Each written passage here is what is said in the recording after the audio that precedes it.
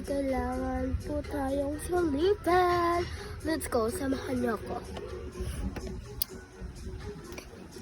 Yung sisilipin po natin ay yung mga hinagamit na nila dito. So, let's go. So, titignan po natin yung kanila pinagkagawa. So, my God, yan pala yung pinagkagawa nila dito. Alis na tayo dyan. Wala na tayong pakialam dyan. So, ito po, parang masama po yung panahon ngayon. Yan po. Pero po, kanina, umulan. Umulan ho kanina. At wala kayong pakialam. Kaya silang pakialam po, alam pinagkagawa nila. So, let's go. Let's go. Dito naman sa loob ng bahay ay pupunta tayo dito sa kitchen area.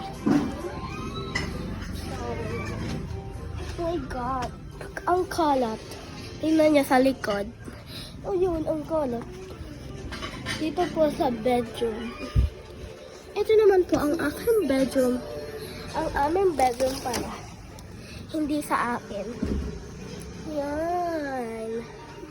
Yan, and then, pasensya na po, madilim eh. And, wait lang. Sarado po muna natin. Oh my God. So, ganun po yung mom. And, yung mga kinain namin. Yan. Yan yung mga kinain namin kagabi. And, okay. So, excuse me po. Actually, sa probinsya po kami. And, yun po ang kailangan natin. So, ang kailangan po natin